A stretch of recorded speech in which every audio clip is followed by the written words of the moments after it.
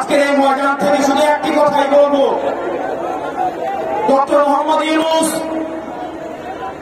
আপনি এই আহত এবং শহীদদের রক্তের উপরে দাঁড়িয়ে আমরা আপনাকে ক্ষমতায় বসিয়েছি।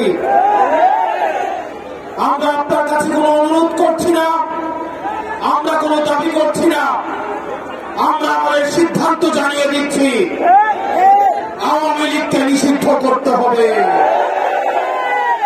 কোন যদি কিন্তু কোন অথবা নেই, আওয়ামী লীগকে অনতিবিলম্বে নিষিদ্ধ করতে হবে। এই গণহত্যাকারী আওয়ামী লীগকে নিষিদ্ধ করতে হবে। ইনকিলাব জিন্দাবাদ, মুজিববাদ মুর্দাবাদ। সংক্ষিপ্ত বক্তব্য রাখবেন গণঅভ্যুত্থানের অন্যতম কেন্দ্রীয় চরিত্র, জাতীয় নাগরিক পার্টি এনসিপির উত্তরাঞ্চল